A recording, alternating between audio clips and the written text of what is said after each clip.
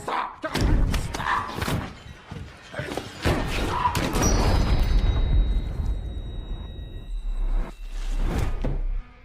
guys, selamat datang kembali. Gimana nih kabar kalian semua? Semoga selalu diberi kesehatan dan dilancarkan rezekinya. Nah, di video ini gua akan menceritakan lagi sebuah alur cerita film yang berjudul Don't Breathe 2016.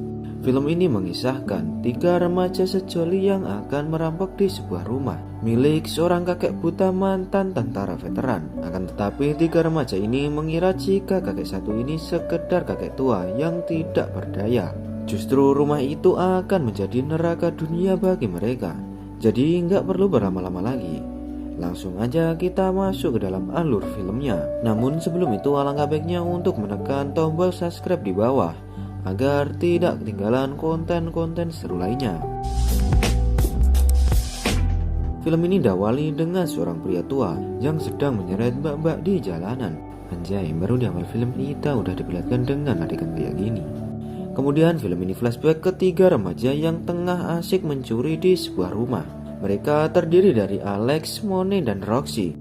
Nah, si Roxy ini mengingatkan agar mereka hanya mencuri barang yang total harganya di bawah $10.000, dikarenakan jika lebih dari nominal itu maka akan masuk kategori pencurian besar.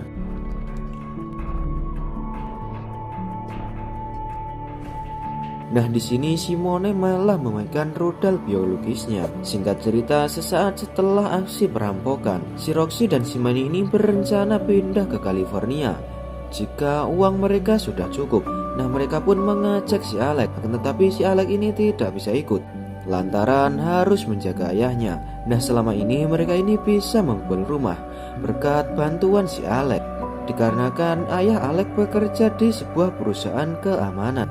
Di saat si Manny ini menjual barang-barang rampokannya ke seorang penadah, si Manny ini protes karena dia cuma mendapat uang yang gak seberapa. Nah, si penadah ini memberinya saran jika ia ingin dapat uang banyak, maka jangan mencuri barang, akan tetapi langsung mencuri uang. Nah, si penadah menyuruh si Manny agar merampok sebuah rumah milik kakek tua mantan tentara veteran. Singkat waktu, 3 sejoli ini berkumpul di sebuah restoran. 3 sejoli ini sedang merencanakan sebuah aksi perampokan sesuai arahan dari si penadah. Nah, Simone mengatakan jika kakek ini tinggal seorang diri, namun si kakek memiliki uang sekitar $300.000. Nah, Simone ini menambahkan jika dulunya anak si kakek ini ditabrak oleh seseorang dan orang itu memberinya uang damai yang cukup banyak.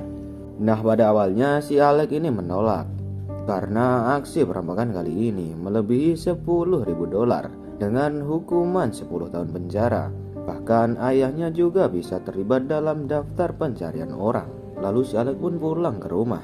Nah, saat di rumah si Alex ini mencari sedikit informasi tentang si kakek. Tak lama ia pun mendapatkan informasi jika uang tunjangan veteran bernilai ratusan ribu dolar ditambah uang damai dari orang yang menabrak anaknya. Scene berpindah, terlihat ibunya si Roxy yang kerjaannya hanya minum ciu, bahkan memperbolehkan pacarnya tinggal serumah. Nah, ibunya meminta si Roxy agar membayar semua keperluan rumah. Merasa kesal, si Roxy mengajak adiknya pergi mencari udara segar. Namun adiknya ini ingin pergi ke pantai agar bisa menjadi seorang peselancar hebat. Nah, saat itu si Alex memberi kabar jika si Alex akan ikut aksi perampokan tersebut. Nah, si Roxy ini berjanji kepada adiknya jika ia akan membawanya ke California. Simone ini telah memasang kamera untuk mengawasi keberadaan sekitar rumah si kakek. Beberapa hari kemudian mereka pun kembali untuk mengambil kamera. Terlihat si Roxy membuat tato seekor kumbang kepik di tangannya. Nah, si Roxy ini menceritakan alasannya membuat tato tersebut, di mana setelah ayahnya meninggal, sang ibu sering menyalahkan dirinya yang menyebabkan ayahnya meninggal. Nah, si Roxy yang merindukan sosok sang ayah seringkali menangis. Nah, si ibu yang merasa kesal sering mengujinya di dalam bagasi mobil. Nah, di dalam bagasi tersebut ada sebuah lubang yang sering dimasuki oleh seekor kumbang kepik, dan kumbang itu selalu membuatnya nyaman. Tak lama Simone kembali membawa hasil rekamannya. Dari hasil rekaman, terlihat hanya si kakek yang tinggal di kawasan itu. Bahkan si kakek ini jarang sekali keluar rumah. Tiba-tiba mereka ini dihampiri seekor dogi ganas. Ternyata si Dogi merupakan hewan peliharaan si kakek. Nah, di sini mereka menyadari jika si kakek telah kehilangan indera penglihatannya. Tiga sejoli ini meremehkan si kakek buta. Mereka pun memutuskan untuk melakukan aksinya di malam hari. Nah, di malam harinya sekitar jam 2 pagi, mereka langsung mendatangi rumah si kakek. Langkah pertama mereka melumpuhkan si Dogi. Nah, mereka pun mencoba masuk melewati pintu depan. Ternyata si kakek ini menggunakan kunci 4 lapis. Mereka pun terpaksa mencari pintu lain. Bahkan pintu bunker juga memiliki keamanan tingkat tinggi. Nah, si Roxy mencoba masuk melewati sebuah jendela kecil.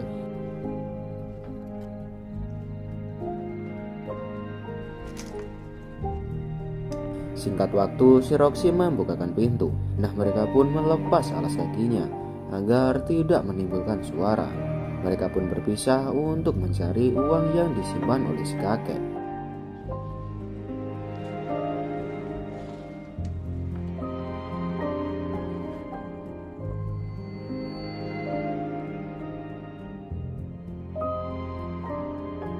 Dirasa tidak menemukan apa-apa, si Mani naik ke lantai 2 sampai akhirnya dia masuk ke kamar si kakek yang sedang tertidur pulas.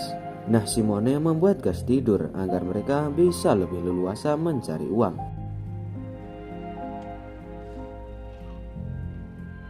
Nah, setelah itu mereka ini mencurigai sebuah ruangan. Nah, Simone mencoba membobolnya, namun tidak bisa dibobol dengan cara biasa. Dengan nekat, Simone ini menembak menggunakan sebuah pistol yang telah dipasangi sebuah peredam ciptaannya. Nah, si Alex pun terkejut karena Simone membawa sebuah pistol. Alex pun mengajak si Roxy pergi karena menurutnya situasinya sudah tidak aman. Nah, si Roxy ini menolak dan tiba-tiba Alex melepas tembakannya.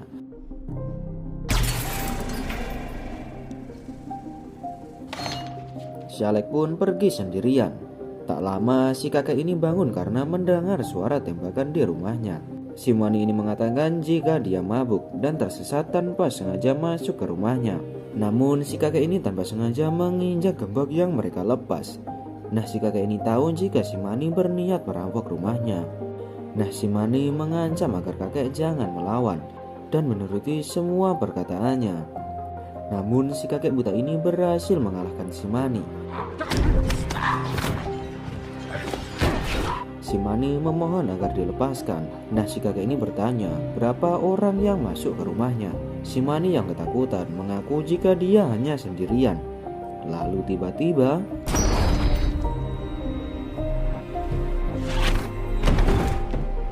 Roxy yang ketakutan langsung bersembunyi di dalam lemari sambil menahan tangisannya. Nah, si Alex yang mendengar suara tembakan, ia pun mengecek lagi ke dalam dan hampir saja bertubrukan sama si kakek. Nah, beruntungnya si Alex ini masih nggak ketahuan. Nah, si Roxy ngecat si Alex jika si Mani telah tewas ditembak sama si kakek dan dia sekarang berada di lemari baju. Lalu tiba-tiba si kakek masuk ke dalam lemari. Si kakek pun membuka berangkasnya untuk mengecek keberadaan uangnya. Nah, si Roxy yang bersembunyi di belakangnya, ia bisa melihat si kakek sedang membuka berangkas. Sesaat setelah si kakek pergi, si Alex menemui si Roxy. Nah, si Roxy membuka berangkas tersebut dan mengambil semua uang milik si kakek. Si Alex terkejut melihat jumlah uang yang berhasil diambil. Diperkirakan melebihi $300.000, bahkan sampai $1 juta. Mereka pun harus bergegas pergi dari rumah si kakek. Nah, si Alex ingat jika ada pintu keluar di basement yang dikunci dari dalam. Mereka pun memutuskan untuk kabur melewati basement. Tiba-tiba si kakek ini keluar dari kamarnya. Mereka nggak bisa bernafas saat mayat Simone dibawa ke depan dengan sangat perlahan-lahan. Dirasa aman, mereka masuk ke dalam basement. Di sisi lain, setelah si kakek membuang jasad Simone, si kakek tanpa sengaja menemukan 2 pasang sepatu. Nah, si kakek ini menyadari jika masih ada perampok lain yang berada di rumahnya. Si kakek ini mencari rekan dari orang yang telah tewas. Betapa kagetnya si kakek mengetahui jika uangnya sudah tidak ada di berangkas.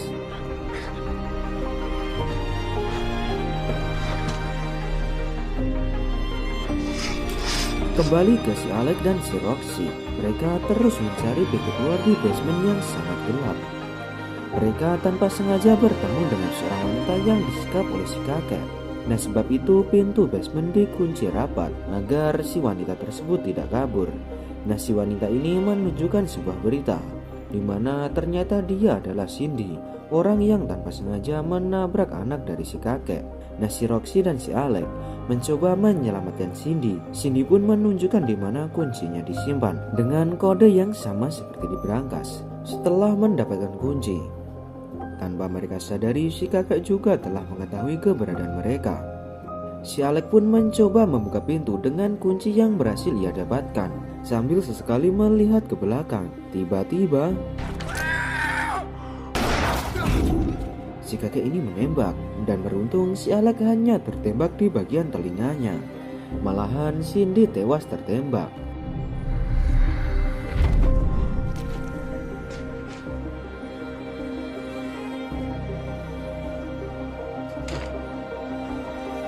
Mengetahui hal itu, si kakek emosinya semakin memuncak. Si kakek pun menutup pintu keluar basement secara permanen. Si Roxy dan si Alex mencoba kembali ke atas. Nah, si kakek langsung mematikan aliran listrik di basement yang membuat mereka kalah telak lantaran si kakek ini sudah hafal rumahnya. Ditambah si kakek ini peka terhadap suara. Di tengah kegelapan si kakek ini terus memburu dan menembaki arah pergerakan mereka. Hingga pada akhirnya si Alex tertangkap sama si kakek. Beruntung pelurunya habis dan si Alex ini berhasil kabur dari cengkraman si kakek. Singkat waktu mereka berhasil kabur dari basement. Namun si Doggy udah bangun dari tidurnya. Mereka pun kabur dan bersembunyi di sebuah kamar. Nah, di sini Alex mengaktifkan tombol darurat agar alarm rumah itu bisa memanggil polisi. Namun si Roxy nggak mau lantaran ia takut kehilangan uangnya. Nah, saat itu si kakek datang menembaki pintu. Si Alex menyuruh si Roxy agar keluar lewat ventilasi udara. Sedangkan si Alex akan menahan pergerakan si kakek. Tak lama si Doggy masuk dan mendorong si Alex hingga terjatuh. Ia pun pingsan di sebuah kaca. Si kakek pun gak bisa menemukan keberadaan si Alex. Nah, saat si Alex sadar, si kakek ini melepas tembakannya. Dan beruntungnya hanya mengenai kaca yang menahan si Alex. Di sisi lain, si Doggy masuk mengejar Roxy. Saat itu si Roxy tertahan oleh sebuah lubang yang sangat amat dalam. Saat itu pula si Doggy datang dan ingin menggigit si Roxy. Nekat, si Roxy pun terjun bebas ke dalam lubang. Si kakek mendatangi si Alex. Ia yang sudah terpojok sembunyi di ruang perkakas. Nah, tanpa sengaja si Alex melihat sesat temannya. Nah, di sini si Alex berusaha menahan nafasnya. Sekalinya si Alex bernafas, si kakek langsung tahu di mana dia berada. Si Alex terpaksa harus menghadapi si kakek. Namun si kakek ini berhasil mengalahkan si Alex.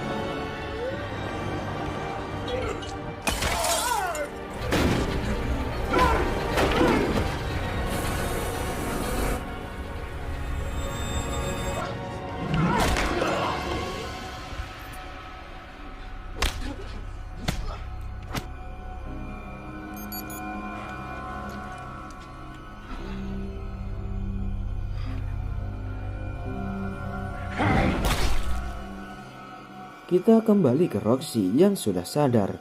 Ia merangkak sedikit demi sedikit. Saat berhasil membuka ventilasi, tiba-tiba si Roxy sudah tidak bisa berkutik. Dia dipukul dan dicekik sampai akhirnya dia pun pingsan. Nah, si kakek memang sengaja tidak membunuhnya sebagai ganti Cindy yang telah tewas. Nah, si Roxy memohon untuk dilepaskan. Si Roxy mengira jika si kakek menyekap si Cindy dikarenakan dia ingin balas dendam. Si kakek dengan suara beratnya menjawab, "Kamu tidak tahu bagaimana hubungan antara ayah dan anak. Seharusnya Cindy masuk penjara dikarenakan telah merenggut nyawa anaknya. Namun orang kaya tidak bisa masuk penjara. Dan ternyata si Cindy ini telah mengandung anak si kakek." Nah, itulah alasan si kakek menyekap si Cindy dan sangat emosi ketika tahu si Cindy tewas. Nah, si kakek meminta pertanggungjawaban sama si Roxy.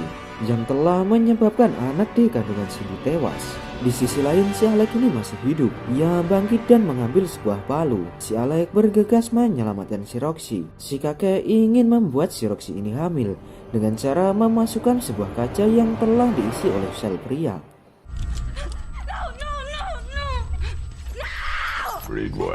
No, get away from me.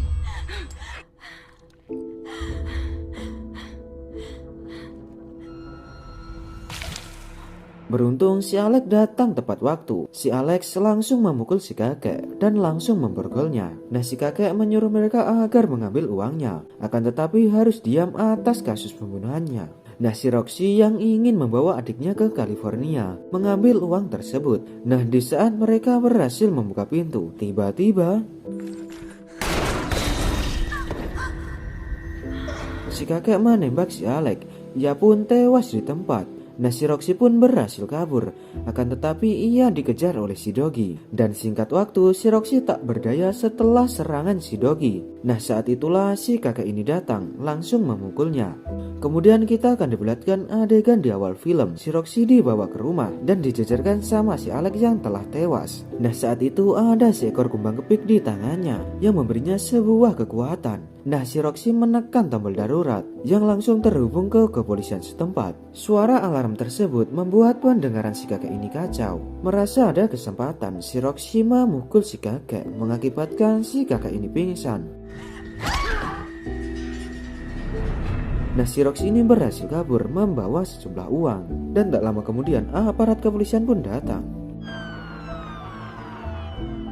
Di akhir film kita akan diperlihatkan dengan Roxy yang telah membawa adiknya ke California. Tak lama si Roxy melihat berita tentang kasus perampokan di rumah si kakek.